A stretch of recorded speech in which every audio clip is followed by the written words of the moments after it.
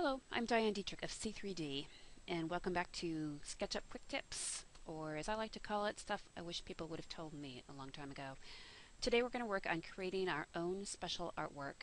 So here's a model for a client for a houseboat that they're remodeling, and as you can see it's almost done, except here's a big empty spot on the wall, and this is where I want to create an own special piece of artwork. In this case it's going to be their family photo.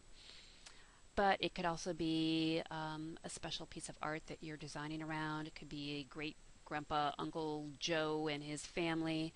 It could be Andy Warhol if your clients are in that bracket, or whatever you can find or copy, you can create. So the first thing I'm going to do is I'm going to find a picture frame. And I don't need to make this because there's lots of them in the 3D warehouse. You can get to the 3D warehouse a couple different ways. You can either go to this box with the yellow arrow, and if you hover over it, it should say go to 3D warehouse. You can also go to File, 3D warehouse, and get models. So here I am in the 3D warehouse, and up here in the dialog box I'm going to type in picture frame. I'm going to make sure this says models, hit search, and you'll find 10 plus pages of picture frames pulling up, and you don't need to worry about if it already has another picture in. We can get rid of that. What I'm looking for is a nice frame with some detail on, and I've used picture frame landscape before, so I'm going to choose that. I'm going to click on it, and then I'm going to go to download model and pick the SketchUp option. And I'm going to open this in its own window rather than bringing it into the model that we're working on before so that I can work with it. Sorry, that's a little dialog box with a problem with my SketchUp right at the moment. Okay, now we have a frame. We need some art to put in it. As we talked about, I'm going to insert a family photo, which I already have the JPEG for. But there's lots of different ways you can go about this. If there's an actual artwork piece that you're trying to insert, you could take a photo of that. Or if you don't have any artwork, you could go to Google Images and find some that you love. I'm just going to start out by typing in artwork and end up with 443 million results. So should be able to find something in there that I like. But if you don't have that kind of time, let's say beach, landscape, photography. All right. Down to 22 million. So let's look at these and decide we want, maybe your client owns this condo. Let's use this one. So to save any piece of, or any image that you find in Google Images, you want to right click and go to Save Image As. That will pull up your dialog box. I'm just going to save it to the desktop for now. Call it landscape. And if you're not, and you want to make sure, save it as type as a JPEG image and hit save. Alright, now we are back to our SketchUp window where the frame is still open, and we're going to get the frame ready so we can insert a picture into it. So if you click on it, the whole thing still has this blue bounding box around it. And we need to be able to edit this picture frame. So I'm going to right click, hit edit component.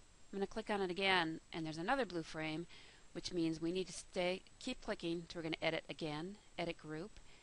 And now when I click on the black empty frame in the middle, I can highlight just that, none of the frame around it. So that means that we're inside the group far enough that we can actually edit it. I'm going to, with my rectangle tool, just make a box inside, just to make it a little clearer. Again, if I click on that, it all lights up, so I know that I have a nice blank empty frame to insert my picture on. Then we're going to go to File, Import, and we're going to navigate back to where we saved our picture. So I did save that nice landscape, but I am going to go to find this family photo, which, okay, it's actually my family, so you can say hello to us. So before I import that, I want to make sure that over here the button for Use as Texture is printed, not Use as Image, which seems a little confusing right now because it seems like we want to bring this image in. But anything you import as an image is actually like a 3D object of and of itself. So this is actually going to be a picture that is its own entity. But we actually want it as a texture. And remember, a texture can be any image that we want to paint onto something else. So it might be a fabric texture that we want to paint onto some upholstery. It might be a flooring texture we want to paint onto the wall. And this time it's a family photo that we want to actually paint onto our blank canvas up here. And you also want to make sure that files of type, we have JPEG selected because that's the kind of image it is. Sometimes you'll go here and you will be in SketchUp and you'll be like, where is my image? I can't find it. So make sure that you have either all selected or all supported image types selected, or JPEG if you know that's the kind of image it is. If you're working in a Mac, there'll be two pull-down menus, and one will be the same information, and the image or texture will be another pull-down menu right above it. So I'm going to select Family Photo. I'm going to double-click on it, and it's going to come in attached to my cursor. I'm going to click in the corner of my rectangle, and I'm going to click again somewhere, and voila, the picture is inserted. Okay, so here's our family photo. You're probably going, lady, doesn't really look too great. You're right. So you could be really precise about bringing in the photo exactly the right size initially, but it's actually a lot easier just to bring it in and then go ahead and edit it to make it the perfect size and orientation that you want afterwards. So we're trying to get down to this texture so we can edit it. If we try to click on it, again, we have all the blue bounding box. We want to right click to edit component. We still have the blue bounding box. We're going to right click and edit group. And now when we click on it, you can see all of this has a little blue dots, which means we're editing this actual picture itself. If you right click on it, you want to go down to texture, and let's go over to position. So once you hit that, you see these four buttons pull up. And you want the bottom button, actually happens to be in a really good spot for us right now, on the bottom left-hand corner. This is to scale the image, which is the one that we're going to use almost all the time. This one shears it. No good. I'm going to hit Control Z. Oh no. Let's go back till we get back to the image. I'm going to go to Texture Position. This one moves the whole thing, but we want to stay where we are now. So let's go over to the scale. And you can see as we pull that out, the whole image scales, and if we needed to, we could also rotate it here. I'm going to rotate it just a little bit, scale it up, and then I'm going to move it all down. So I've got the hand tool,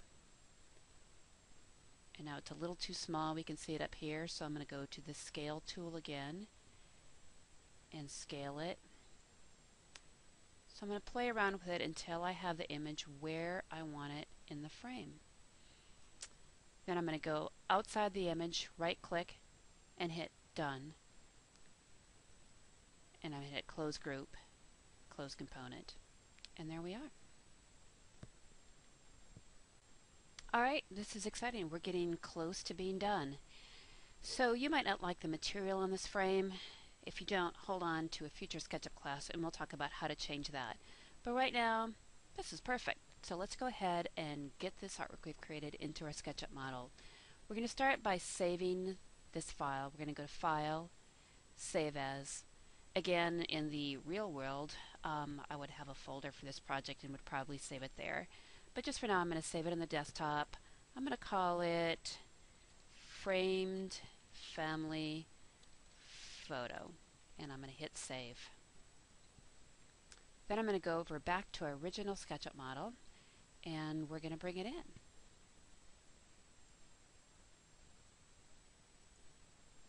Okay, we're going to bring the SketchUp component that we created into our model. And let's just talk about a few best use practices while we do that. First of all, right now you can see the shadows are on in my model, and you never ever want to work with a model with the shadows on. That's because every time you move the frame one tiny little bit, then it takes a while for SketchUp to recalculate where every shadow should fall. So I'm going to go to View, Shadows, so we don't see the shadows anymore. And I'm going to go to the rooftop view of the house, and I'm going to hit this little icon with four little points, which is Zoom Extents, and you can see a couple other things that's going on with this model, a couple little tricks of mine. First of all, here's the picture that we see out the window. It's just projected as a big backdrop almost on the screen I've made behind the window. And you can also see, if I click on this layer, that it's a ceiling, but you can kind of see through it. And that's a transparent ceiling trick, which helps get more light into a SketchUp model. We'll talk about more of that later too, so do stay tuned. But I'm going to get rid of this to bring the picture in. And it's often easier to bring something in a floor plan view and get it pretty much in the position that you need it, and then go back and finagle from there. So another thing, good practice you should be doing, is having things like your ceiling on a layer. Here's my ceiling layer. I'm going to turn that off, and it's going to be hidden so I can work with the rest of the model easier. So I'm going to go to File, Import, and I'm going to go back to Frame Family Photo. If you don't see it, because you might still be on Import JPEG and you're like, wait a minute, where is this? Where is this? You want to make sure that the file type is on SketchUp files. It's not even going to show them there if you don't have that selected. So I'm going to select Frame Family Photo. I'm going to double click on it, and it's going to pop into the model attached to my cursor. So I'm going to put it about where I know that it's going to be. It says it's on face. I'm going to click on it, and then I'm going to navigate around to a better view to position it. So first of all, obviously, I have to rotate it. This is the Rotate tool. The shortcut is pushing Q. I'm going to click on one end of the model. I'm going to pull out, click again, and I'm going to rotate, and it's going to pop to 90 degrees. I'm going to use a hand tool to get out. Okay, we're getting closer. Still not exactly where we want it, so now I'm going to move it. I just hit M for the Move tool. You can also use the this Move icon up here in the taskbar. I'm going to move it back, and it's going to tell me when it hits the wall. Now it says on face. I'm going to move it up, but I'm going to, whoops, I just did Control Z to bring it back again. I'm going to click. I'm going to move and rotate it until I'm in a better position. Go back to M for move. I've got the arrow key held up so it only can move in one direction. Now look what's going on right here. You're like, what is that? So that means that your picture frame and the back color of the wall are exactly on the same plane, and SketchUp doesn't know what to do. It's giving us half of the picture and half of the wall. Sometimes you'll also see this just as like a flickering between the two different textures. So if that's happening, you want to bring this away from the wall. And you can see when I did that, the green is going to go away because now we're on top of the wall and not sharing the same plane as the wall. Let's go back, and I'm going to bring it over. Now, I like it, but I was kind of hoping it was going to be bigger. So let's scale this picture. And I'm going to go kind of till I can see the corners. I'm going to show you why in a second. I'm going to go over here, and here's the scale icon, or I could hit S for scale. And I'm going to get these green bounding boxes. And I want to uniform scale about the opposite point. So I want to make sure that I am on the red box in the middle. If I'm on the green box, it's going to scale it around the opposite point, so it's going to make the frame a lot thicker, and it's going to look, well, I'll show you. Here it might be okay, but it's best to use the one in the middle, which is just going to scale it up and down, but it's not going to scale the depth of it. Let's see how that looks. I think it could still be bigger. Just going to scale it from this side this time.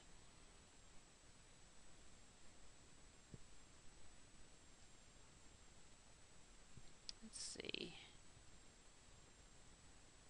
And I'm going to move it down again. That looks pretty good, so I'm going to maybe move it down just a touch more, the interior designer and me, and click outside the box.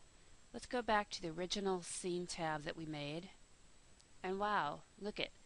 Now our client is going to love seeing herself and her family inserted into her new houseboat.